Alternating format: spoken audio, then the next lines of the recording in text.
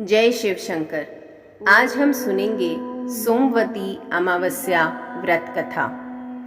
अगर आपने इस चैनल को अभी तक सब्सक्राइब नहीं किया है तो आप सबसे पहले इस चैनल को सब्सक्राइब कर लें ताकि आपके पास समय से पहले सभी महत्वपूर्ण वीडियोस पहुंच सके। तो आइए शुरू करते हैं सोमवती अमावस्या व्रत कथा।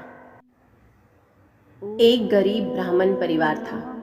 उस परिवार में पति पत्नी एवं उसकी एक पुत्री भी थी।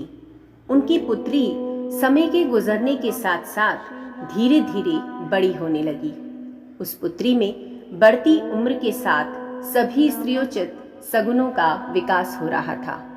वह कन्या सुंदर, संस्कारवान एवं गुणवान थी, परंतु गरीब होने के कारण उसका विवाह नहीं हो पा रहा था। एक दिन उस ब्राह्मण के घर एक साधु महाराज पधारे। साधु उस कन्या के सेवा भाव से अत्यधिक प्रसन्न हुए।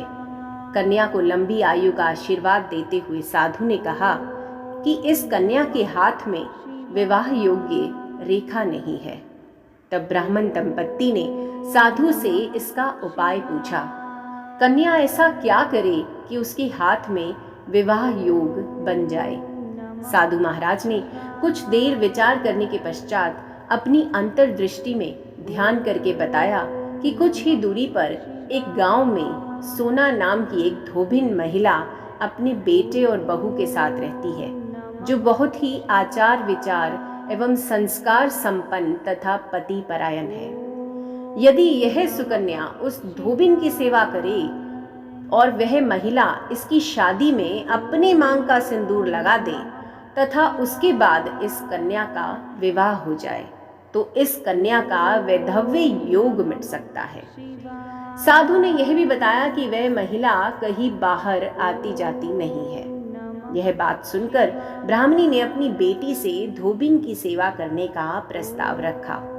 अगले दिन से ही कन्या प्रातःकाल ही उठकर सोना धोबिन के घर जाकर साफ सफाई एवं अन्य सारे कार्य करके अपने घर वापस आने लगी। एक दिन सोना धोबिन अपनी बहू से पूछती है कि तुम तो सुबह ही उठकर सारे काम कर लेती हो और पता भी नहीं चलता। बहू ने कहा, माँ जी, मैंने तो सोचा कि आप ही सुबह उठकर सारे काम खुद ही खत्म कर लेती हैं। मैं तो देर से उठती हूँ। यह सब जानकर दोनों सास बहू घर की निगरानी करने लगी कि वह कौन है जो सुबह ही घर का सारा काम करके चला जाता है। कई दिनों के बाद धोबिन ने देखा कि एक कन्या मुंह ढके अंधेरे में घर में आती है और सारे काम करने के बाद चली जाती है। जब वह जाने लगी तो सोना धोबिन उसके पैरों पर गिर पड़ी। पूछने लगी कि आप कौन हैं और इस तरह छुपकर मेरे घर की चाकरी क्यों करती हैं। तब कन्या ने साधु द्वारा कही गई सारी बात बताई। सोना धोबिन पति परायण थी, अतः उसमें तेज था। वह तैयार हो गई। सोना धोबिन के पति थोड़ा अस्वस्थ थे। उसने अपनी बहू से अपने लौट आने तक घर पर ही रहने को कहा। सोना धोबिन ने जैसे ही अपनी मांग का सिंदूर उस कन्या की मांग में लगाया, सोना धोबिन का पति मर गया। उसे इस बात का पता चल गया। वह घर से निराजल ही चली थी, यह सोचकर कि रास्ते में कहीं पीपल का पेड़ मिलेगा तो उसे भवरी देकर और उसकी परिक्रमा करके ही जल ग्रहण करेगी। उस दिन सोमवती अमावस्या थी। ब्राह्मण के घर मिले पुए पकवान की जगह उसने ईंट के टुकड़ों से 108 बार भवरी देकर 108 बार पीपल के पेड़ की परिक्रमा की और उसके बाद जल ग्रहण किया।